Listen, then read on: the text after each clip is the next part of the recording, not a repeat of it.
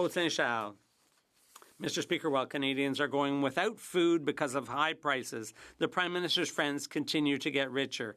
When he created the new Defence Procurement Agency, the Prime Minister quickly turned to Doug Guzman to fill the position of CEO and gave him a $700,000 salary. After all, with Liberals, once a crony, always a crony. But now he's forgetting that he's spending taxpayers' money, not Bay Street's. Can this Prime Minister stop asking young people to make sacrifices so that his friends get rich? The Honourable Government House Leader. The only question on everyone's lips is, will the Conservatives steal Christmas from Canadians by triggering an election?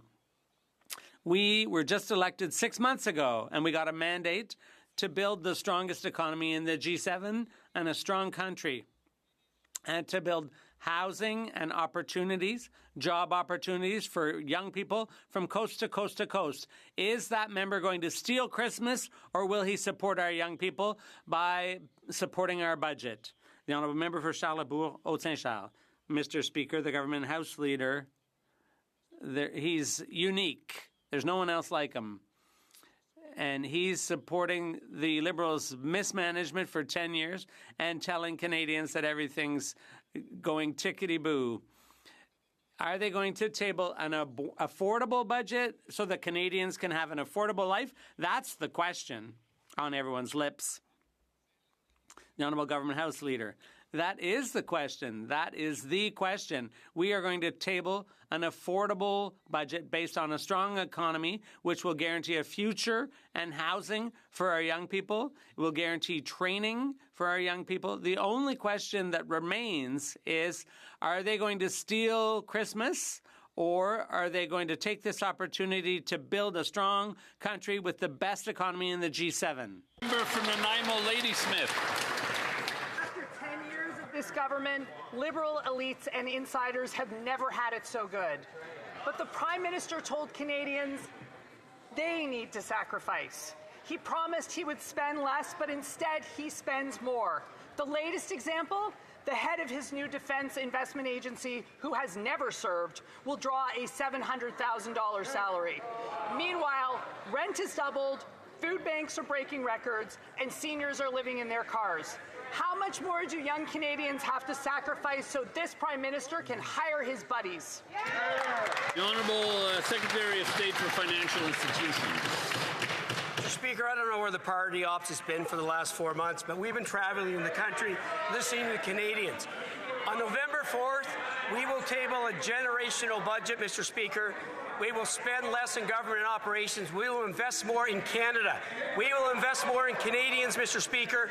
We will invest in infrastructure, defence, national projects, housing. Mr. Speaker, on this side of the House, we believe in Canada. We will build our country and our economy, and the strongest economy in the G7. Thank you, Mr. Speaker. Honourable Member for Nanaimo, Ladysmith. Tell that to the 700,000 kids lined up at food banks. Sacrifice for Liberal insiders. Canadians need a government that puts ordinary families first. While Canadians are sacrificing, the Prime Minister is handing out $700,000 salaries to his high-flying buddies like Halloween candy. When will this Prime Minister stop using taxpayer dollars to line his friends' pockets and finally give Canadians an affordable budget for an affordable life? The Honourable Secretary of State for Labour. Party apologize to all the kids who take benefit of the National School Food Program, Mr. Speaker. They called it garbage last week, and they claimed it doesn't feed a single child. On the contrary, it feeds 400,000 kids every year, helping them to learn, helping them to focus, be ready for a full day of school. This is about giving every child an opportunity, no matter where they live, no matter where they earn. Mr. Speaker, I ask the members opposite, now that it's known, will they correct the record and apologize, or will they ruin Christmas with a Christmas?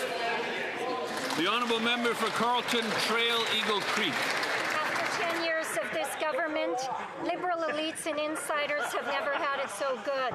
The Prime Minister promised to cut high-priced consultants, but has already broken that promise. In 3 years, consultant spending soared more than 30%.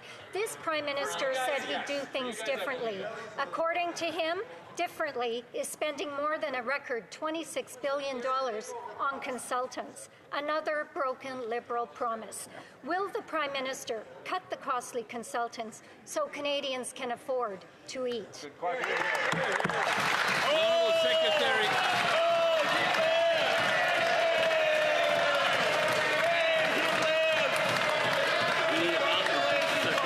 The Honourable Secretary of State for...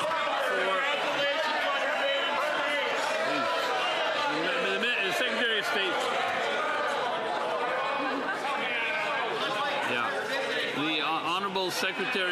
The Honourable Secretary of State for Rural Development.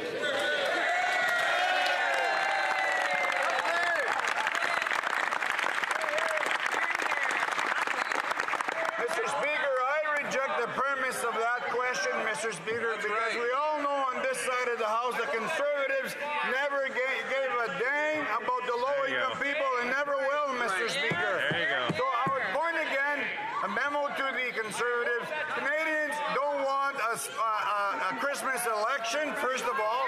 The second thing is I would ask the Leader of the Opposition.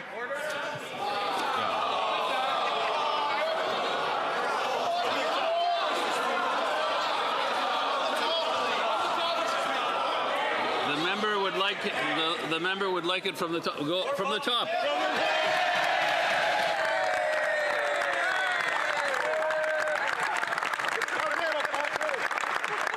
So, Mr. Speaker, as they speak about the challenges in this country, I'm going to ask the Leader of the Opposition, what did he take for severance when the current member from Carleton defeated him at the polls? How much did he take, Mr. Speaker?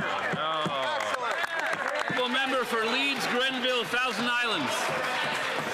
Well, this Prime Minister and these Liberals are asking students to make sacrifices, and Canadians are lined up at food banks in record numbers. Their use of their well-connected friends and high-priced consultants is driving costs up, like the Benefits Modernization Program that the Auditor General says is ballooned by an additional $1.3 billion and could hit as high as $8 billion. Canadians can't afford this Liberal government when we see layoffs from coast to coast to coast that we've never seen before. Why is it that Canadians are being asked to make sacrifices while these Liberals continue to reward well-connected Liberal consultants? The Honourable Government House Leader.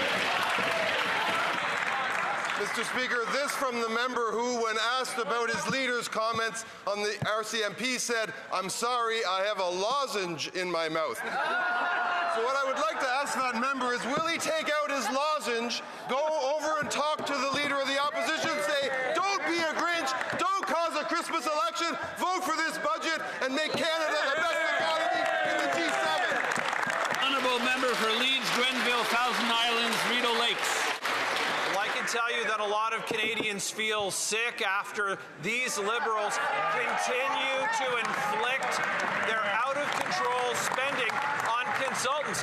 Last year alone, over $20 billion on well-connected Liberal insiders getting contracts. And this year, I think the number said that it's going to go as high as $25 billion. Why won't they put Canadians first? Instead of asking young people to make sacrifices, why won't they cut out their well-connected friends, put Canadians first, and deliver a budget that Canadians can actually afford? The Honourable Government House Leader.